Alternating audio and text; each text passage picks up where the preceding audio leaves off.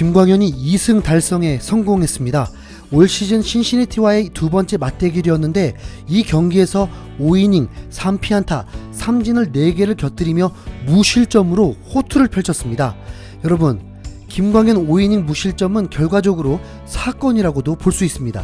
메이저리그 선발 투수 중 유일한 0점대 방어율 투수로 등극하게 되었습니다. 선발 투수로서는 4경기 2승 20과 3분의 2이닝 평균 자책점 0.44를 기록하게 됐고, 마무리 투수 등판까지 하면 0.83의 기록입니다. 물론 현재 투수들보다도 많은 경기에 등판하지 않았다는 건 맞지만 그래도 정말 예사롭지 않습니다. 지금 김광현의 호투는 2013년 류현진을 능가하는 놀라운 상황입니다. 류현진은 당시에 전반기 2점대 방어율을 기록하고 최종 3.00 방어율을 기록하면서 14승을 거두었고 신인왕 후보에 오르기도 했습니다. 그런데 김광현은 현재까지는 0점대 방어율입니다. 늦은 나이에 메이저리그 신인이 된 김광현인데 그의 연봉 계약을 보면 기본 400만 달러의 2년 계약이었습니다. 곧 메이저리그의 에이스급 대우도 아니고 베테랑인 걸 감안하면 5선발 혹은 불펜 투수도 이 정도는 받기 때문에 큰 기대를 한 것은 아닙니다. 전문가들의 예측도 두 자릿수 승수는 가능하지만 평균 자책점은 4점대로 예측했습니다. 그런데 이게 웬일입니까? 이번 신시내티와의 경기에서는 과연 김광현의 호투가 운이었던 것일까를 가늠할 수 있는 경기였습니다. 그의 구속은 아직도 올라오지 않았고 구속의 변화를 주는 것으로 상대하는데 신시내티는 이미 김광현을 상대했기 때문에 다시 한번 맞붙게 된다면 통하지 않을 수도 있었습니다. 더구나 신시내티는 1선발 투수인 에이스 소니 그레이를 등판시키면서 김광현은 더 긴장이 될 수 있었죠. 솔직히 이전에 붙은 투수들도 막강한 투수들이었습니다. 이 경기에서도 좋은 모습을 보인다면 완벽한 카디널스의 핵심 선수가 될 수 있었습니다. 1회 초 세인트루이스가 먼저 공격을 시작했습니다. 이 경기 솔직히 김광현의 호투를 가려버린 싱거운 경기였습니다. 아니, 세인트루이스 타선이 싱거운 경기로 만들어버렸습니다. 2점대 방어율의 소니 그레이를 상대로 1회에만 5안타 2볼넷을 얻어내며 6득점을 하는 당황스러운 경기를 만들어버렸습니다. 그것도 지네들의 홈구장인데요. 소니 그레이는 1회에 강판됐죠. 김광현은 승리 투수될 확률은 매우 높은 상황이었습니다. 하지만 앞서 언급했듯이 이번 경기에서도 호투를 보여줄까를 의심을 한 거죠. 김광현은 1회 말에 선두타자 조이 보토를 볼넷으로 내보냈습니다. 팔을 휘저을 정도로 0점도 안 잡혔고 불안한 모습을 보였죠.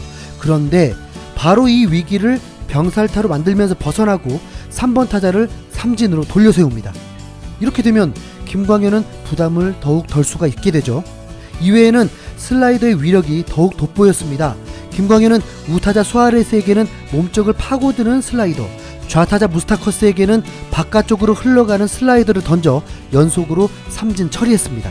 아키노에게는 아쉬운 볼넷을 허용했지만 가르시아를 평범한 중견수 뜬공으로 잡아냈습니다. 3회는 위기가 찾아왔지만 무사히 넘겼습니다. 위기라고 표현한 이유는 이때부터는 이제 김광현의 승리 투수에 대한 관심이 아니라 실점에 대한 관심만 갖게 되었기 때문이죠. 김광현은 3회 일본인 교타자인 아키야마 쇼고를 좌익수 뜬공으로 잡아냈지만 커트 카샬리에게 이날 첫 안타를 맞고 조이보토에게도 우전 안타를 내줘서 1사 1, 2루에 몰렸습니다.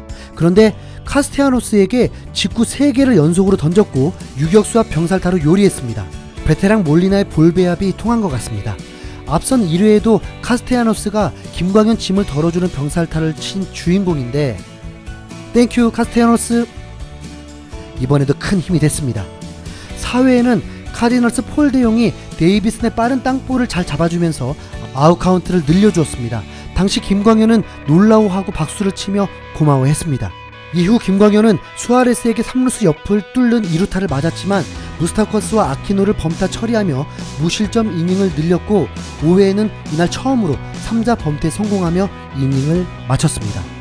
김광현은 완급 조절 호투와 빠른 템포, 위기관리 능력, 수비들의 멋진 수비에 득점 지원까지 그야말로 퍼펙트한 경기를 펼치게 되었습니다. 5이닝까지 85개를 던졌기 때문에 6회도 오르면서 퀄리티 스타트를 바랄 수 있었지만 쉴트 감독은 김광현을 무리시키지 않았습니다. 솔직히 좀 아쉽기도 했죠. 경기 전 쉴 때 감독은 김광현에 대해 모든 구종을 스트라이크로 던질 수 있고 구속 조절이 가능하며 빠른 템포로 던지는 투수다. 위기 상황에서 좋은 공을 던질 수 있는 선수다. 그는 피치 메이커라며 김광현을 높이 평가했습니다. 그리고 꼭 보장된 것은 아니지만 빠른 템포로 공을 던지게 하면 계속해서 선수들이 움직이면서 꾸준한 수비를 할 수 있게 된다고 빠른 템포 투구의 장점을 설명했습니다. 현재 김광현은 호투의 빠른 템포 경기를 빼놓을 수가 없습니다. 이번 경기에서도 카디널스의 엄청난 타격 때문에 시간이 길어진 거지 김광현은 매 5분이 채 걸리지 않고 이닝을 마쳤습니다. 분명 이는 메이저리그에서 장점으로 작용하고 있을 것입니다.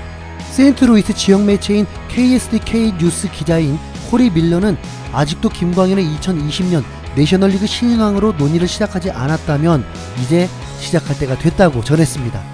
카디널스 팬들에게는 너무 큰 점수차가 되면서 김광현의 호투가 살짝 빛을 보지 못한 듯 하지만 그래도 그가 계속된 호투라니 정말 기뻐.